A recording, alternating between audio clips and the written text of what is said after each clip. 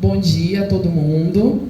Eu vou falar um pouquinho sobre educação Montessori na educação especial. A minha história como professora começa em 2002. Foi quando a primeira vez eu entrei em sala como professora de ciências.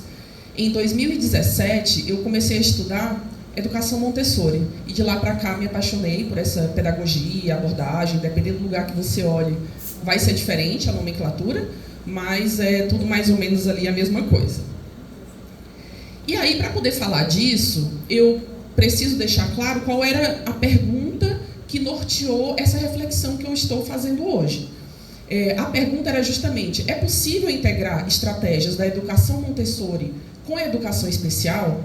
E é possível ter indícios de resultados positivos? Claro, aqui é o olhar de uma pesquisadora que não desenhou essa pesquisa. Eu fui educadora especial com esse grupo que eu vou mostrar agora, numa sala de recursos, aplicando a abordagem Montessori. Mas ainda assim, é o olhar de uma pesquisadora, né? Então eu busco um indício se há resultados ou não.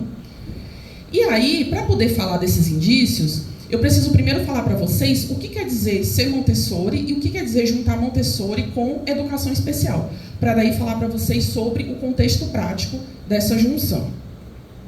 Quando eu falo em Montessori e educação especial, eu trago os 5 pilares que fazem parte de uma educação Montessori. Claro que, para quem conhece Montessori, tem todo aquele imaginário da sala Montessori, cheia de materiais, com bandejas, prateleiras, tudo aquilo. Todo aquele material é um material que serve de mediador entre a criança, o seu aprendizado e o professor.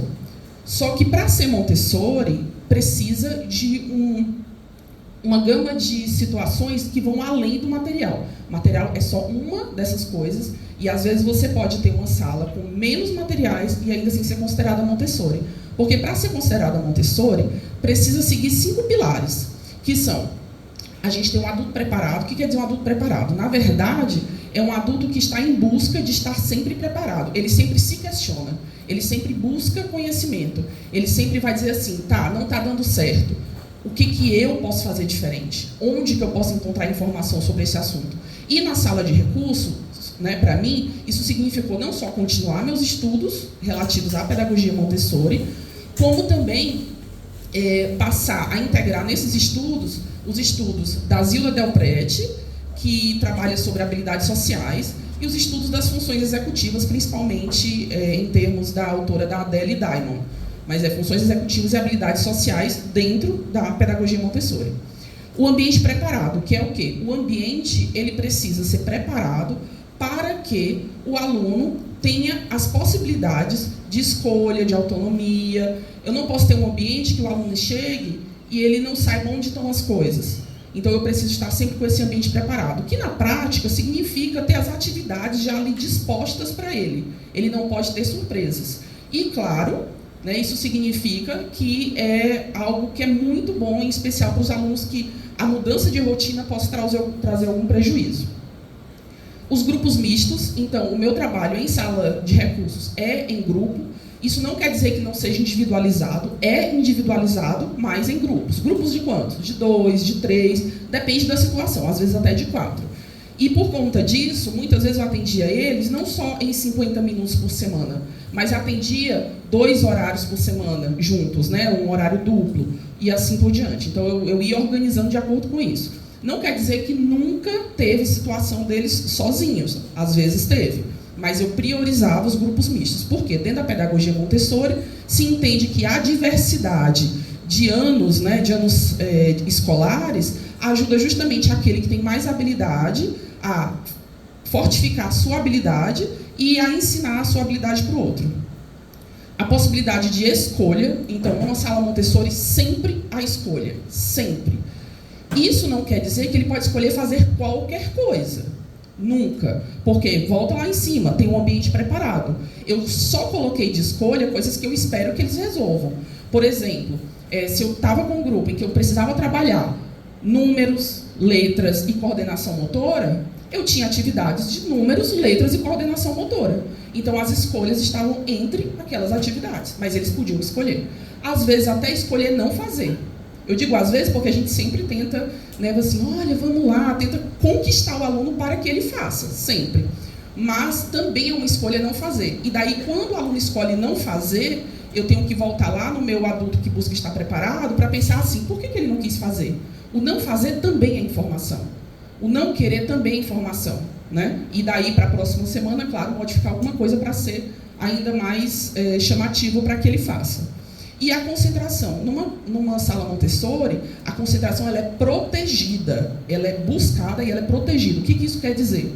O aluno está concentrado fazendo uma determinada parte do seu trabalho, eu não vou chegar e falar assim, está terminando? Está fazendo? Que legal? Está bonito? Até o elogio é uma quebra de concentração. Então, numa sala Montessori, a gente protege a concentração. E daí, o contexto prático. Eu estava numa sala, né, em que eu atendia. A análise desse trabalho ela é feita em cima dos relatórios de fim de ano. Então, eu peguei os 20 relatórios dos 20 alunos que estavam no fim do ano comigo e aí fiz a análise para esse trabalho. Ao longo do ano, teve aluno que entrou na sala de recursos, teve aluno que saiu, teve aluno que ficou comigo desde o começo do ano, teve aluno que apareceu no último mês. Então, de qualquer forma, eu peguei os 20 relatórios desses alunos no fim do ano. Então, eu tinha 6 alunas, né, e 14 alunos.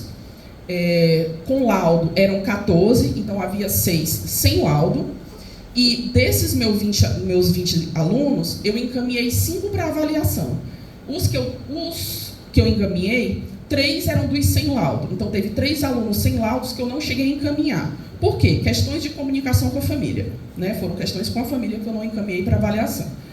E 3 eu encaminhei para avaliação. E outros 2 que já tinham laudo de autismo, eu encaminhei para avaliação de superdotação. Tá? Dos diagnósticos na sala, né? A gente vê que a maioria aqui era de autismo, alguns com TDAH, menos com DI, superdotação era só um, sendo que, na verdade, esse que eu coloquei superdotação, ele teve um laudo lá atrás, quando ele tinha 7, 8 anos de idade, de Asperger, né? Então, no laudo dele, que foi diagnosticado o autismo, se falava também que ele era Asperger porque ele tinha indicadores de superdotação. Então, eu coloquei como ele tendo também o laudo de superdotação. Mas, na verdade, foi uma nomenclatura lá de trás, de um relatório lá atrás. E os sem laudos, né, que são os 6 alunos. A distribuição por anos. Eu tinha 4 alunos do primeiro ano, 1 do quinto ano, 2 do sexto, e até o sexto nenhuma menina, né, nenhuma mulher até o sexto. Aí no sétimo, 2 homens e 2 mulheres. No oitavo, já passei a ter 3 homens e 3 mulheres. E no nono ano, 2 homens e 1 mulher, né, dentro do meu grupo de alunos que eu atendia. E aqui, efetivamente, as estratégias e os resultados que eu observei. Então, aqueles pilares aplicados nas estratégias foram justamente o quê? O uso de materiais concretos, que é em questão da previsibilidade, na questão do ambiente preparado. Então, eu usava jogos de montar, letras de lixa, bordado, pixel art, tabuleiros. Então, tudo isso para refinar habilidades motoras, cognitivas, para buscar o engajamento, porque eu buscava também qual o interesse deles, e a retenção de aprendizagem, né? A previsibilidade do ambiente preparado, então, sempre, em especial para os menores. Claro que vai aumentando a idade, para os maiores, essa previsibilidade do ambiente preparado muda um pouco. Que é o quê? Para os menores tem que ser literalmente bandeja 1, atividade 1, bandeja 2, atividade 2, bandeja 3, atividade 3. Isso é para os menores. Para os maiores, já começa a fazer mais projetos. E fazendo projetos, o material preparado, o ambiente preparado, não era exatamente bandeja 1, bandeja 2, bandeja 3. Estamos fazendo, por exemplo, um deles está fazendo um projeto sobre jogos ligados à saúde. Quando ele chegava, eu tinha lá o papelão, a canetinha, todo o material que ele precisava, o computador ligado, porque aí ele chegava e ele era o líder daquele projeto, ele ia fazer as pesquisas, ia montar e todo o material estava ali, né?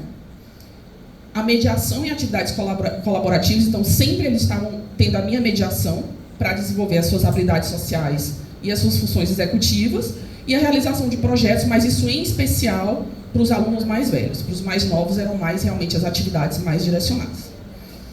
E aqui, né, só um exemplo fotográfico, né, materiais concretos, por exemplo, atividades de vida prática, as letras de lixa com os objetos para usar a questão dos fonemas e o número de lixa. Ou aqui os cartões de 3 partes, né, também o que a gente chama em Montessori de jogo dos tentos, que é para ensinar pares e ímpares, e o uso de bordado para coordenação motora.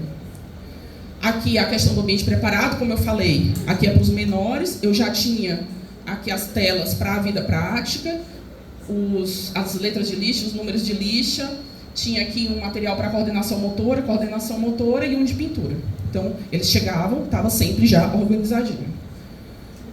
A mediação sempre se fazendo, pensando nos objetivos que eu tinha em relação às habilidades sociais, que eu listei ali, são as classes de habilidades sociais da Zilda Delprete, né, o autocontrole, a expressividade, civilidade, empatia, assertividade. Então, eu estava sempre de olho nessas habilidades. Para cada aluno, eu sabia qual habilidade era mais necessária.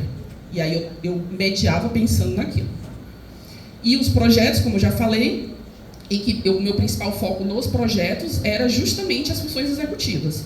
Então, como que eles iam se planejar, como que eles iam fazer começo, meio e fim, como que eles iam ter a flexibilidade quando alguma coisa dava errado, e assim por diante.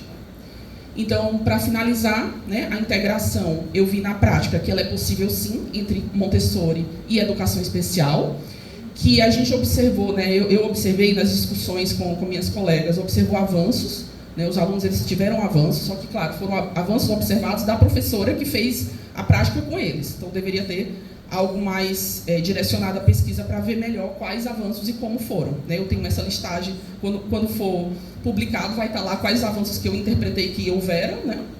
Que houve, e daí a gente pode, né, pode ver lá.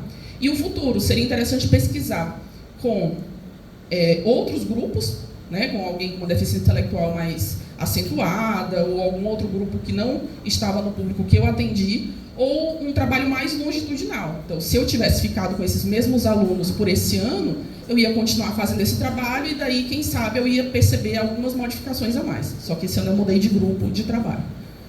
Então, muito obrigada. As referências, né, principalmente Maria Montessori, Adele Diamond e Zilda Delprete.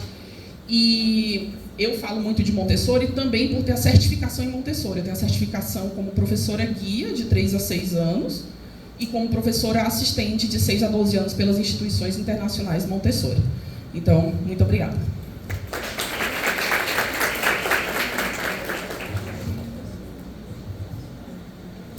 Na sequência, chamo a Flávia Savana.